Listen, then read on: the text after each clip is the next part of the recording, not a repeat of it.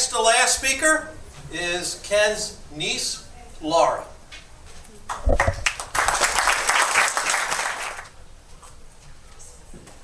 Hello everyone, it's so nice to see so many people here. If you remember 10 years ago, exactly to the day, it was in this room, and it was lucky, it was a Sunday. October 9th was a Sunday 10 years ago, and here we are back again. So many things have happened in these past 10 years.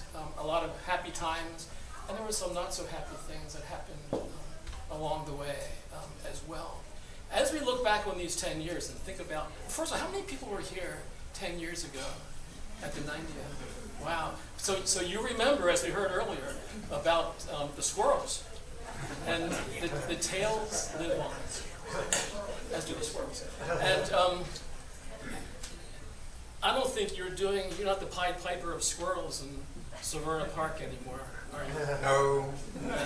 Well, the squirrels have noticed, the few that are left, and there aren't many, they've noticed that you're not rounding them up and taking them to happy places. And so they got together and they asked me if I would present to you a token of their appreciation, their newfound friendship with you. And we have, this is an official with the holidays coming. An official holiday squirrel. And they wanted me to tell you, keep this and look at it daily and think about those wonderful times you had before when you were friends with their friends.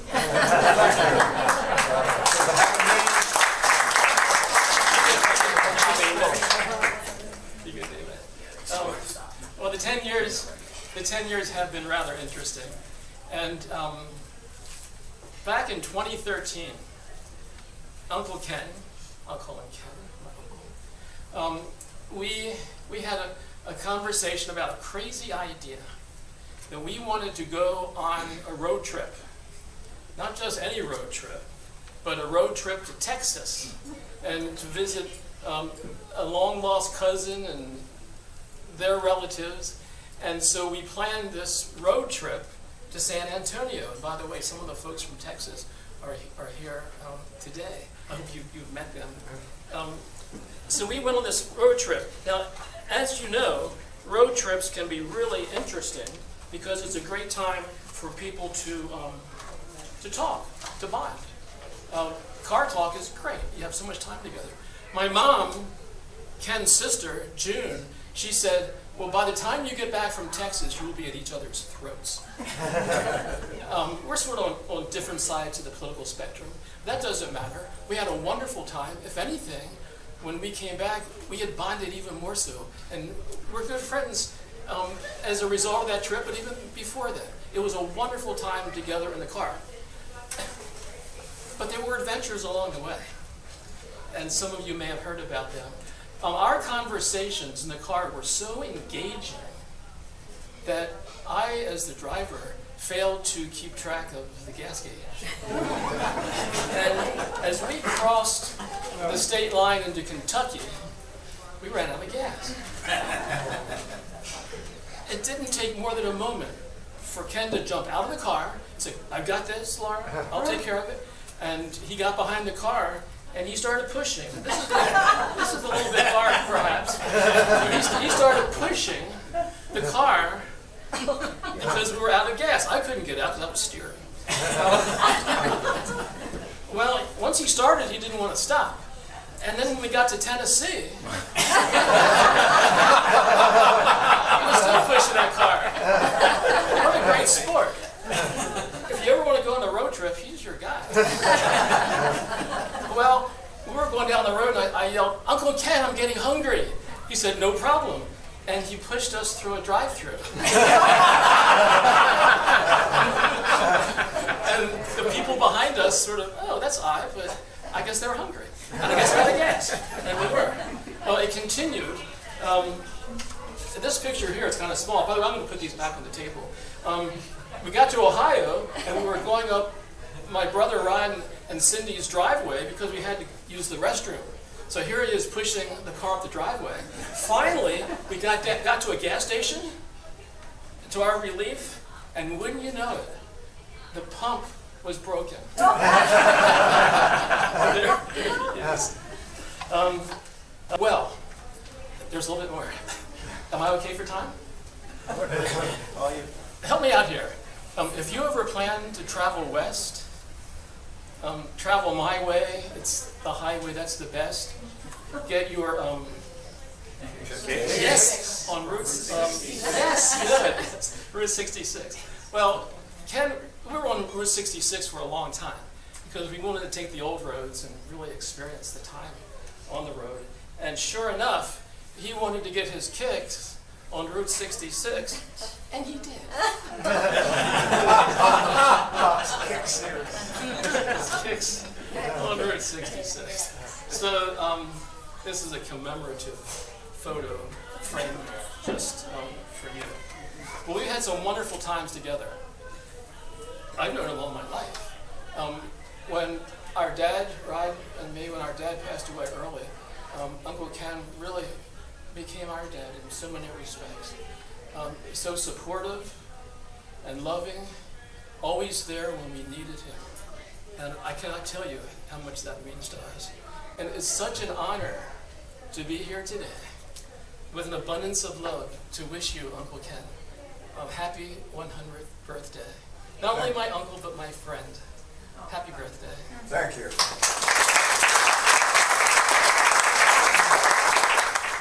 So Uncle Ken, as Laura said, our dad passed away when I was 11, and Uncle Ken adopted us and his wife. I remember Uncle Ken came to me, I was maybe 13 or 14, and he said, "It's time to talk." He gave the talk. Oh man, I was psyched for the talk. And my mother drops me off at his house, and we get in the car and we drive. I forget where it was, to a parking lot. And I'm ready for. Yeah, this is great. I'm going to get to talk. And he says, "Well, Rod, being a good sport when you're playing sports is really important."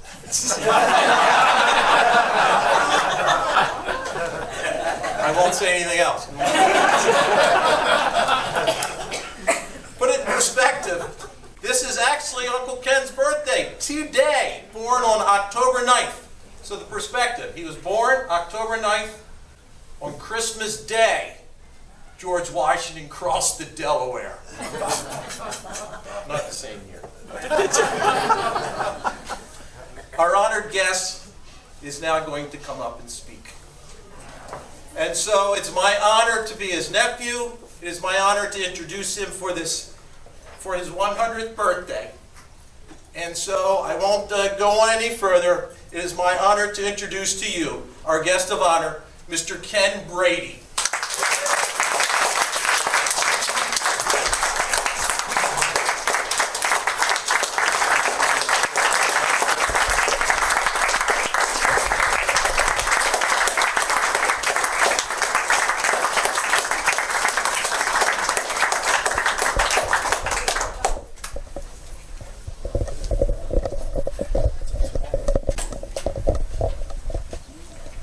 Made it. Thank you. I can't greet each and every one of you. Time does not allow. So, but I want to thank all of you for being here today. When my mother was ready to have me born, I told her that I wanted to be born on a day that would make my 100th birthday fall on a Saturday. And she complied. Today is my birthday. So, I have a lot of little stories to tell you. A number of times I've been asked, to what do you contribute your longevity to? Well, I think there are three things that really contributed.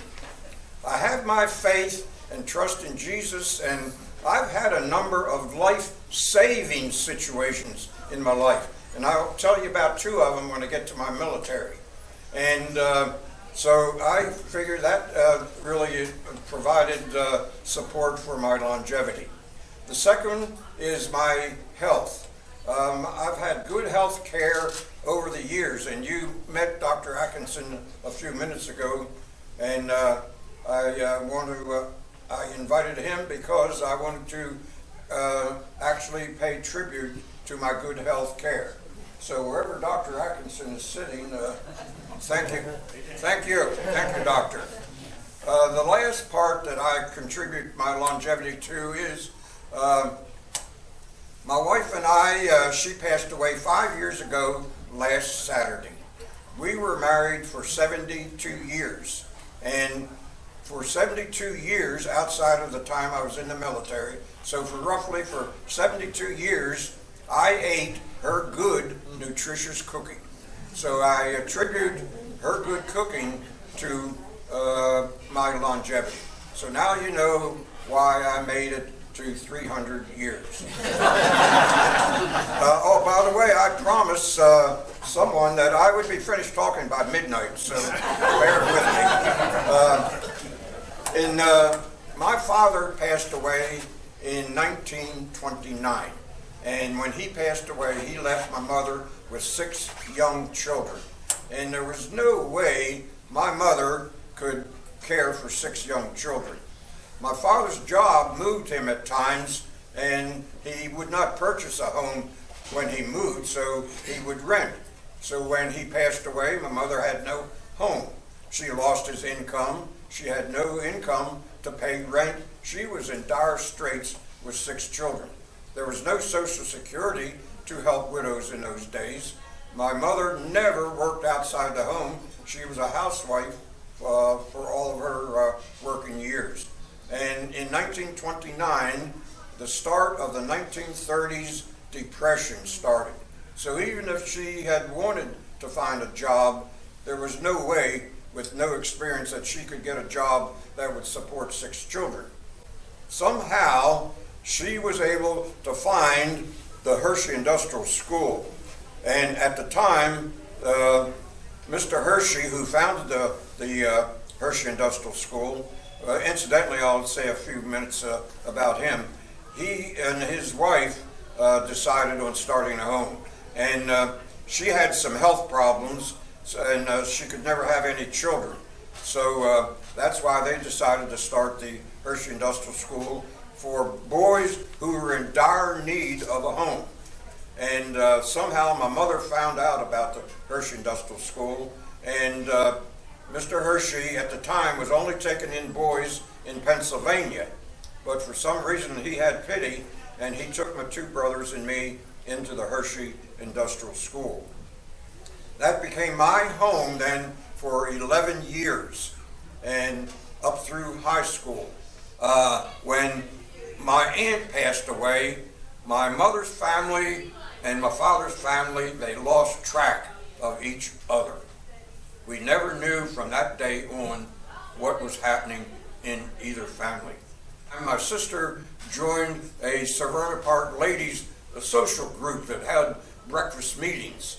And she started to make friends with different ladies, and she whittled it down to a few ladies that she really made new friends with. And out of that new friend, she had one lady that she became really friendly with.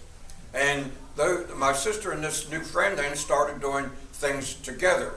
And one day, my sister suggested they go to lunch together.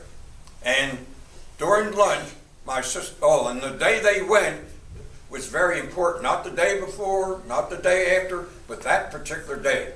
During lunch, my sister told her new friend that day was her grandson's birthday. She told her friend that day was her grandson Brady's birthday.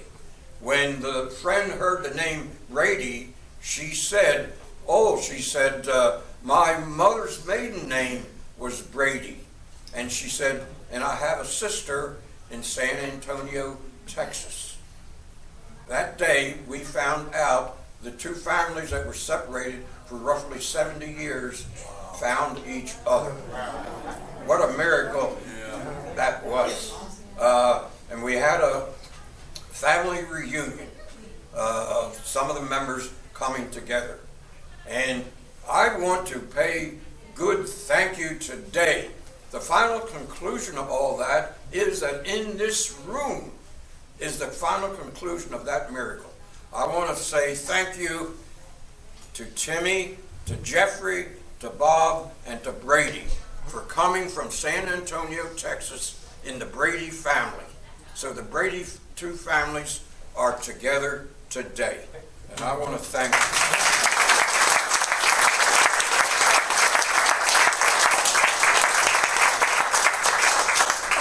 you for coming the distance from San Antonio just for this particular day. Thank you very much. We're honored. I want to thank all of you for being here today. I'm sorry I can't thank each of you individually, but I want to know that I really appreciate your coming. Thank you very much.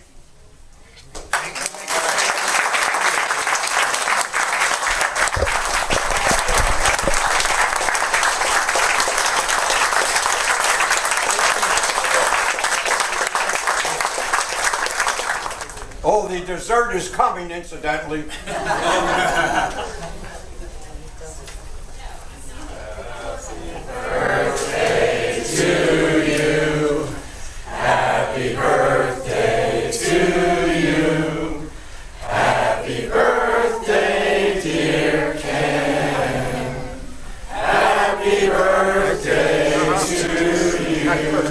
Thank you.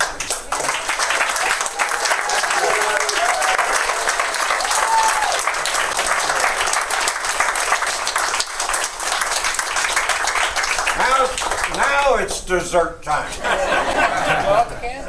Also, I wanted to thank people who went to a lot of work for this, and for Keith, Ken's son, and for Michelle, Ken's daughter. I want to give them a hand also.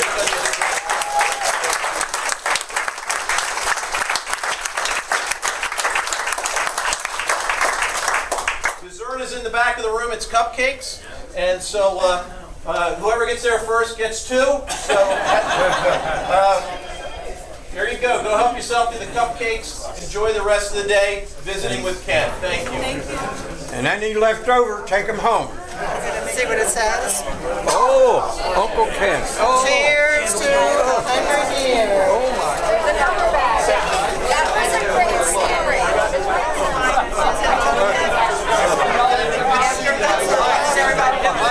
Right behind you. It is.